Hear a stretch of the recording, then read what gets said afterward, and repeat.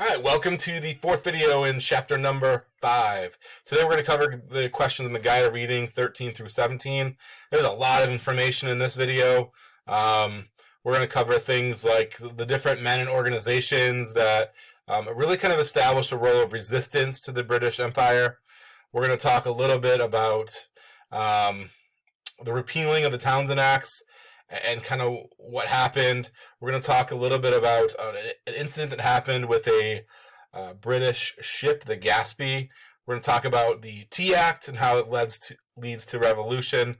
And finally, there's an act called the Quebec Act that's very troubling to the colonies. We're going to kind of deal with that as we kind of move forward. First, let's talk a little bit about some of the people and organizations that really helped provide a resistance in the colonies. There's a couple that we really want to focus on. There was a guy by the name of John Dickinson who becomes kind of a key figure in this rebellion. He authors this letter. It's called Letter from a Pennsylvania Farmer. Ironically enough, he is not a farmer. He's actually a lawyer. But I think he feels like if he says he's a farmer, it's more relatable to the average person to get more people on board. In essence, he talks about how home manufacturing, like let's make our own goods. Let's, again, be as thrifty as you possibly can. Let's make things. Let's construct things.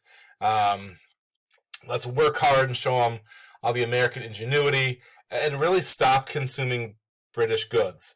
That strategy worked pretty well when like the Stamp Act was passed. So they're going to kind of go back to that well. Like let's hit him in the pocketbook. That's really what kind of helps more than anything.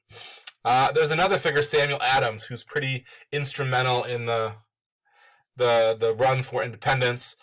Samuel Adams is a really good speech giver. He's a good motivator.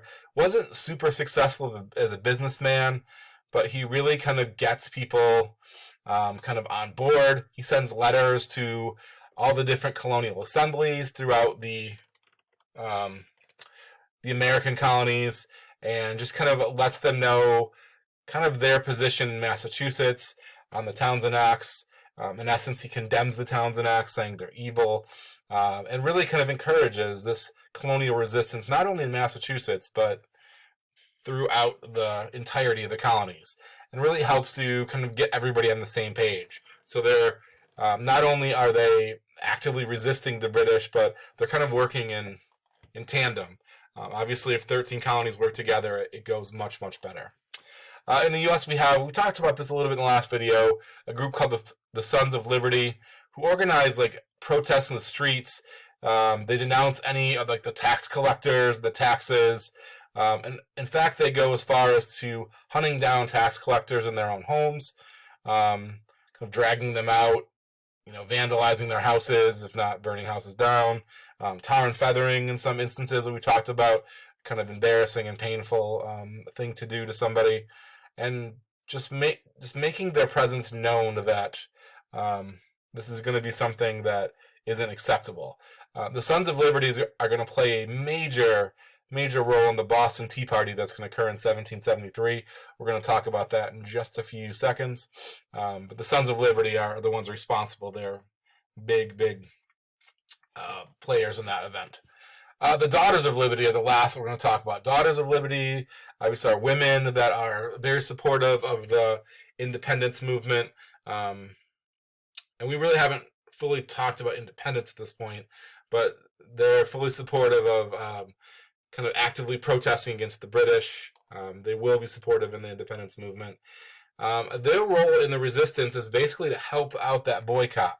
So instead of buying like fancy goods from British stores, the Daughters of Liberty help to make their own clothes. And instead of drinking tea, they're going to drink coffee. Instead of going to shops and buying British goods, they're going to boycott those shops to make sure that things are or like the message is delivered to the British, that their actions aren't acceptable in the colonies. Now, all of this stuff kind of comes to a head in the early 1700s. The Townshend Acts are eventually going to be repealed, with the exception of one portion. Remember, we said they could tax tea, paint, paper, lead, glass. they're going to wipe all of that away except for the T portion. They're going to keep that. And we'll kind of talk about that one in a minute. Okay, there's a couple of things that lead to the repeal of the Townshend Acts. First is the Boston Massacre that occurs in 1770. Remember, during this time period, there are lots and lots of British soldiers that are stationed around the colonies. Particularly Massachusetts and Boston has a pretty good number of British soldiers. As you can imagine, they are not well received by the colonists. They're harassed, fights break out.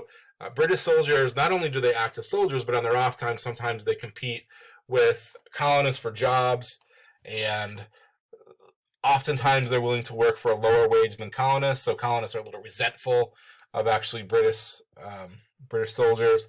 There's regular fights that break out when the British soldiers are kind of working as kind of regular people. That happens. The Boston Massacre kind of starts is, in all honesty, it's really probably the colonists picking a fight with the British soldiers, or throwing garbage and trash and snowballs and all sorts of things, rocks, at the soldiers. There's, I believe, like 10 of them that are kind of located, and eventually they open fire. Nobody's sure exactly who fired first. It's thought that the soldiers did, but it's really kind of insubstantiated.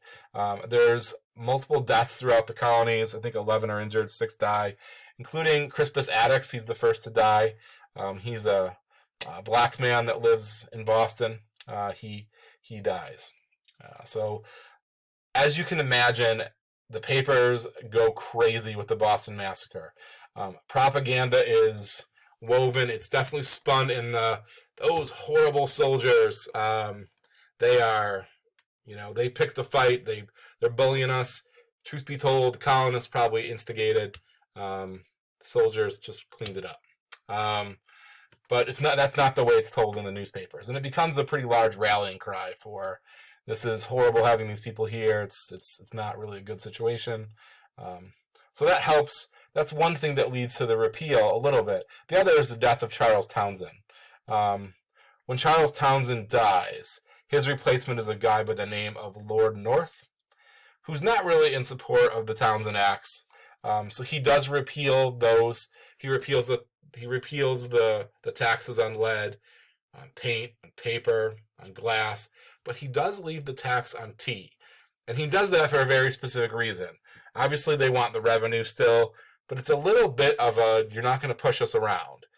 Just because you want to protest, just because you want to cause disturbance, just because you're boycotting British goods, we're still the ones in charge. So we're not gonna completely let you off the hook. So that's a little bit of a message, like we're still the ones calling the shots. Like that definitely is a thing.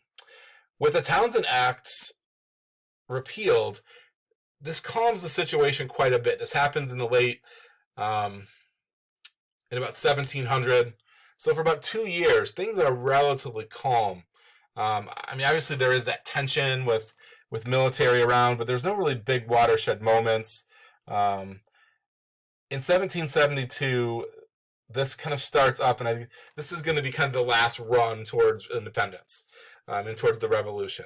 There is a British ship called the Gaspee that did regular patrolling off the coast of Rhode Island, right around the Providence area. In 1772, the Gaspee crashes, and when it's kind of drawing ashore, the colonials kind of celebrate, because the Gaspee's sole purpose was to watch for smugglers of like molasses and things in the colonies. So when it crashes and is dragged aboard to shore, the colonials celebrate. They actually set the deck of the Gaspee on fire, and they dance around and they celebrate. This absolutely rubbed the British government the wrong way. They sent an independent committee called the Gaspee Commission to the colonies to investigate what actually happened. Just like citizens were unhappy that we have admiralty courts, they're disappointed that the commission is all British officials with no colonial input. This really bugs the colonists, rubs them the wrong way. So this is just another thing that fans the flames of revolution and independence. During this time as well, there is what's called a committee of correspondence that's set up. Basically, it is a means to keep all the different colonies apprised of what's going on. They want to make sure that everybody's on the same page, so it's a way to get the word out of what's going on. A lot of this, the epicenter of a lot of these events are happening in Massachusetts. A lot of like the Intolerable, we'll get to that in a minute. A lot of these things are centered around, Boston and New England. So the Committee of Correspondence job is to make sure those southern colonies, colonies that are kind of in the mid portion of the United States, they're aware of what's going on and they're on board to kind of help out. The Committee of Correspondence spreads a statement of grievances. These are complaints they have against the British government, and that's again just a simple fact to keep everybody on board. One of the things the Committee of Correspondence did is it also organized protests. Now, in 1773, the British government passes the Tea Act, which does a couple things. This really kind of sets, and again, this is another big event that's going to set off like a lot of conflict between the colonists and the British and lead us on our path to revolution. The Tea Act did a simple thing. The East India Tea Company in Great Britain was going bankrupt. So the Tea Act gives the East India Tea Company a monopoly over tea sales in the colonies. This is an effort to kind of bring back their business. Now,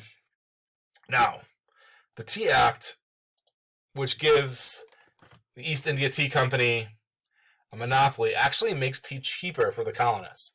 But the colonists are also quick to recognize that this could be a manipulation of what's going on. They feel like this is just another way to make them kind of conform to what the government wants. And they realize that giving a monopoly to the East India Tea Company hurts American merchants that sell tea. It's in essence a way to cut them out and just give all the proceeds to the East India Tea Company. They don't love this.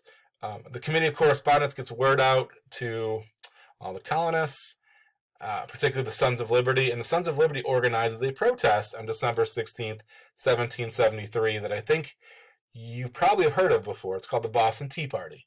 So basically they have all of these people that are dressed up as Mohawk Indians that board the ship that brought in all the tea to the Boston Harbor, and there's like 342 chests of tea that are thrown overboard. It's like 90,000 pounds of tea or something like that. And the street value of the tea is a lot. I think it's like 10,000 pounds in kind of British money. What that relates to, I meant to look that up before I recorded the video. I know a couple years back I looked it up and that was like $3.4 million. But that was about 15 years ago. So what that equates to in today's money, I'm not 100% sure. Probably something about $4 million or so, give or take. So obviously that's a big chunk of inventory that was just thrown into the water to drift away. Obviously the East India Tea Company not fired up about that. This cannot stand, and the British government passes something called the Coercive Acts, also known as the Intolerable Acts. It does a couple things. It closes the Boston Harbor, the port in the Boston Harbor, until the East India Tea Company is paid back, which isn't really ever going to happen. They also take the Massachusetts government and they dismantle it. So it's all controlled by royal officials. They also make it so royal officials that are accused of a crime are tried in England. They also make it so the Quartering Act, something that when troops are stationed within New England, that it is that you are able to put them up at your personal residence. So the Quartering Act is not only do you have to provide accommodations, but they can be at your personal house. So you can knock on your door and say, Scotty D, we're staying with you tonight. And you have to kind of let them do that. Okay. I'm going to cut that off here. We're going to answer that last question in a separate video.